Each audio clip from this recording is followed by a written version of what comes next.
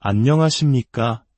역사의 지혜와 문화의 향기를 찾아 떠나는 여정, 그 길에 여러분을 초대합니다. 우리 모두는 인생을 살아가며 크고 작은 실망과 상실의 순간을 마주합니다. 때로는 모든 것을 잃은 듯한 절망감에 주저앉기도 하고 가장 믿었던 이들에게서 외면당하는 깊은 상처를 경험하기도 합니다. 바로 그런 순간 우리는 어떻게 다시 일어서야 할까요? 어디에서부터 새로운 힘을 얻어야 할까요? 오늘 우리는 깊은 절망의 구렁텅이에서 스스로를 일으켜 세워 위대한 지도자로 거듭난 한 인물의 이야기를 통해 우리 삶의 가장 어두운 순간을 밝혀줄 지혜의 빛을 발견하고자 합니다. 본격적인 이야기에 앞서 오늘 이 메시지가 여러분의 마음에 울림을 준다면 이 온기를 주변에도 나누어 주시길 부탁드립니다. 여러분의 좋아요와 구독은 저희가 이 귀한 여정을 계속해 나갈 수 있게 하는 가장 큰 격려가 됩니다. 들으시는 모든 순간 하나님의 크신 은혜가 여러분과 함께 하시기를 기도합니다. 이야기를 시작하기에 앞서 우리 시대가 겪고 있는 아픔의 한 단면을 먼저 나누고 싶습니다. 바로 위탁아동의 문제입니다. 수많은 아이들이 따뜻한 가정의 품을 느끼지 못한 채 차가운 시설에서 내일을 기약 없이 기다리고 있습니다. 통계에 따르면 위탁 가정에서 자란 아이들 중 상당수가 성인이 된 후에도 노숙, 범죄, 인신매매와 같은 끔찍한 위험에 노출된다고 합니다. 한 사회의 가장 연약한 존재인 아이들이 겪는 이 고통은 우리 모두가 함께 풀어야 할 숙제입니다. 만약 전국의 모든 교회가 단 한 명의 아이라도 품어준다면 위탁 아동 문제는 해결될 수 있다는 말이 있습니다. 이것은 단순히 한두 사람의 선행을 넘어 우리 공동체 전체가 절망 속에 있는 이웃의 손을 어떻게 잡아줄 수 있는지 보여주는 강력한 메시지입니다. 한 개인의 아픔, 그리고 그것을 보듬는 공동체의 역할. 이 주제를 가슴에 품고 이제 우리는 수천 년 전 한 남자가 겪었던 처절한 시련의 현장으로 시간여행을 떠나보겠습니다. 그의 이름은 다윗입니다. 양치기 소년에서 민족의 영웅으로 그리고 이스라엘 역사상 가장 위대한 왕으로 기록된 인물. 우리는 흔히 그의 화려한 업적, 골리앗을 쓰러뜨린 용기, 왕으로서의 지혜를 기억합니다. 하지만 그가 왕좌에 오르기 전 뼈를 깎는 듯한 고통과 처절한 외로움의 시간을 보내야 했다는 사실을 아는 이는 많지 않습니다. 하나님의 사람, 사무엘 선지자로부터 왕이 될 것이라는 예언을 받은 다윗. 그는 당대 왕이었던 사울의 눈에 들어 그의 군대에서 큰 공을 세웁니다. 특히 거인 골리앗을 쓰러뜨린 사건은 온 이스라엘이 그를 칭송하게 만들었죠. 하지만 백성들의 환호는 곧 사울 왕의 맹렬한 질투를 불러일으켰습니다. 사울은 수천 명을 죽였고 다윗은 수만 명을 죽였다는 노랫소리는 사울의 마음에 독이 되어 퍼졌고 그는 자신의 사위이자 가장 충성스러운 신하였던 다윗을 죽이기로 결심합니다. 이때부터 다윗의 기나긴 도망자 생활이 시작됩니다. 첫 번째 시련은 왕으로부터의 거절이었습니다. 그는 목숨을 부지하기 위해 정든궁을 떠나 광야를 헤매는 신세가 되었습니다. 두 번째 시련은 자신의 동족으로부터의 외면이었습니다. 사울의 추격을 피해 몸을 숨긴 곳에서 그는 믿었던 동족들이 자신을 배신하고 사울에게 넘겨줄 것이라는 사실을 알게 됩니다. 한때 영웅으로 추앙했던 그들이었지만 권력 앞에서 그들의 마음은 쉽게 돌아섰습니다. 결국 다윗은 이스라엘 땅을 떠나 한때 자신의 손으로 무찔렀던 적국, 블레셋 사람들에게로 몸을 의탁하는 아이러니한 상황에 처합니다. 그러나 그곳에서의 삶도 평탄치 않았습니다. 블레셋의 지도자들은 다윗의 뛰어난 능력을 경계했고 결국 그를 적으로부터마저 거부당하는 신세로 만들어버립니다.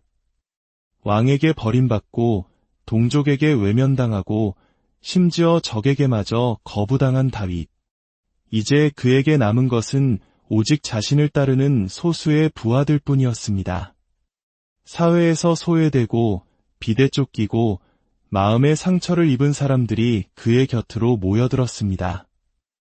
다윗은 이들을 이끌고 시글락이라는 작은 성에 정착하여 재기를 꿈꿉니다.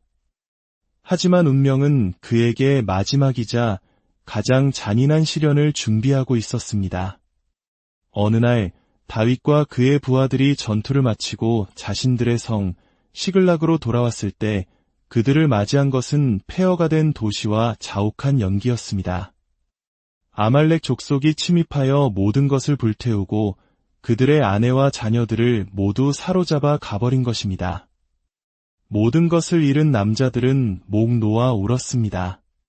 성경은 그들이 더 이상 울 기운이 없을 때까지 울었다고 기록합니다. 깊은 슬픔은 이내 분노로 바뀌었습니다. 그리고 그 분노의 화살은 그들의 지도자 다윗에게로 향했습니다. 부하들은 이 모든 비극이 다윗의 탓이라며 그를 돌로 쳐 죽이려고 수군거리기 시작했습니다. 상상해 보십시오.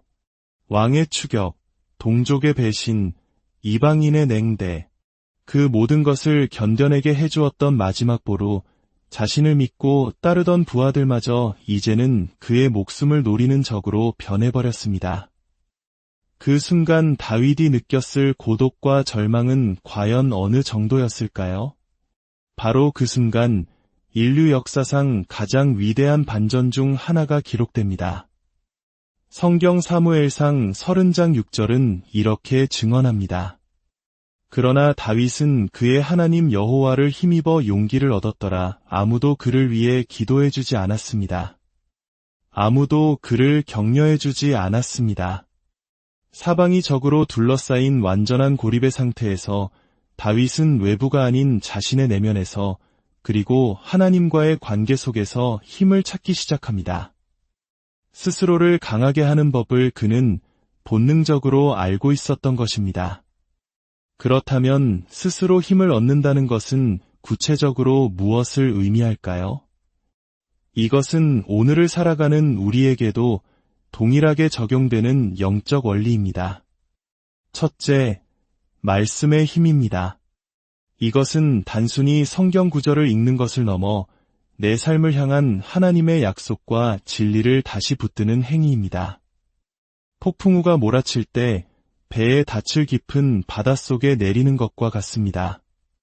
어제 먹은 점심 메뉴는 기억나지 않아도 그 음식이 내 몸에 영향이 되었듯이 하나님의 말씀을 계속해서 우리 영혼에 채울 때 우리는 알지 못하는 사이에 강해집니다. 둘째, 찬양의 능력입니다. 여기서 찬양이란 감정이 좋을 때만 부르는 노래가 아닙니다. 오히려 아무런 기쁨도 느껴지지 않을 때 의지적으로 기쁨을 선택하고 선포하는 믿음의 행위입니다.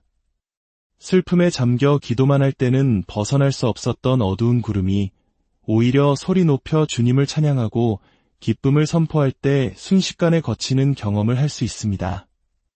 절망적인 상황 속에서 드리는 찬양은 나는 내 감정의 지배를 받지 않고 하나님의 신실하심을 믿겠다는 가장 강력한 믿음의 고백입니다. 셋째, 공동체의 지혜입니다. 이는 앞선 두 가지와 모순처럼 들릴 수 있습니다. 하지만 여기서 말하는 공동체는 내 문제를 해결해달라고 의존하는 대상이 아닙니다. 때로 우리는 자신의 문제에 대한 주변의 관심과 동정에 중독될 수 있습니다. 그러나 진정한 공동체의 힘은 내 문제를 굳이 드러내지 않아도 그저 믿음의 사람들과 함께 식사하고 교제하고 삶을 나누는 그 자체에서 나옵니다.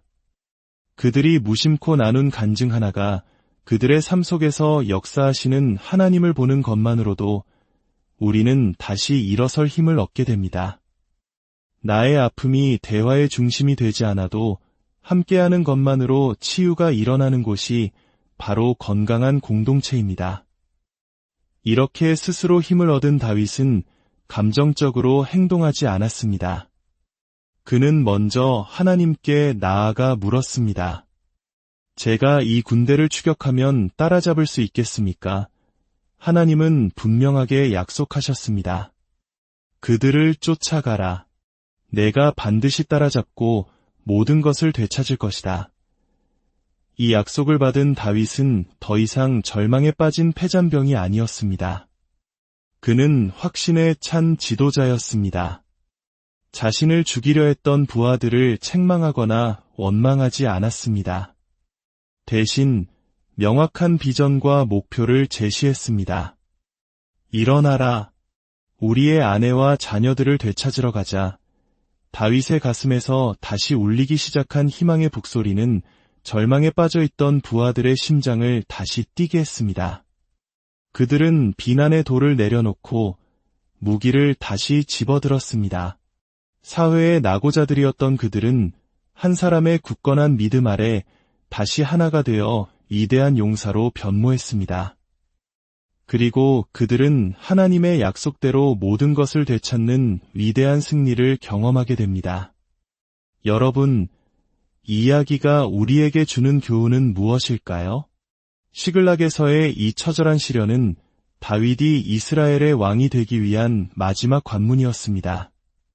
하나님께서는 주변 사람들의 성공이나 실패에 흔들리지 않는 지도자, 가장 깊은 절망 속에서도 스스로 하나님을 의지하여 일어설 줄 아는 사람을 찾고 계셨던 것입니다. 그리고 다윗은 그 시험을 통과했습니다. 이 사건 직후 사울 왕은 전투에서 죽고 다윗은 마침내 이스라엘의 왕으로 추대됩니다. 스스로를 돌보고 영적으로 강하게 만드는 법을 배우는 것, 이것이야말로 우리 인생이 다음 단계로 나아가기 위한 가장 중요한 열쇠입니다. 우리는 비행기에서 위급 상황이 발생했을 때 먼저 자신의 산소 마스크를 쓴 후에 주변 사람을 도우라고 배웁니다. 내가 먼저 바로 서야 다른 사람을 일으켜 세울 수 있기 때문입니다. 이 이야기는 수천 년 전 한 왕의 이야기에 머무르지 않습니다. 이것은 오늘 당신과 저의 이야기입니다. 혹시 지금 삶의 시글락, 모든 것이 무너져 내린 것 같은 절망의 자리에 서 계십니까? 가장 믿었던 이들에게 상처받고 홀로 남겨진 것 같은 외로움 속에 계십니까? 기억하십시오. 바로 그 자리가 하나님께서 당신을 만나주시는 자리가 될 수 있습니다. 당신이 스스로 일어서는 법을 배울 때 하나님께서는 당신을 통해 당신의 가정을, 직장을, 그리고 공동체를 회복시키는 위대한 역사를 시작하실 것입니다. 아버지 하나님, 오늘 이 말씀을 듣는 모든 분들을 축복합니다. 다윗이 가장 깊은 절망 속에서 주님을 힘입어 용기를 얻었던 것처럼 우리 모두가 각자의 삶의 자리에서 스스로를 일으켜 세울 수 있는 힘과 지혜를 더하여 주시옵소서. 말씀을 통해, 찬양을 통해, 그리고 건강한 공동체를 통해 우리를 날마다 새롭게 하시고 어떤 시련 속에서도 흔들리지 않는 굳건한 믿음의 사람으로 세워주시옵소서. 우리를 통해 모든 것을 회복시키시고 마침내 승리하게 하실 주님을 신뢰합니다. 모든 문제보다 크신 우리 주 예수 그리스도의 이름으로 기도드립니다.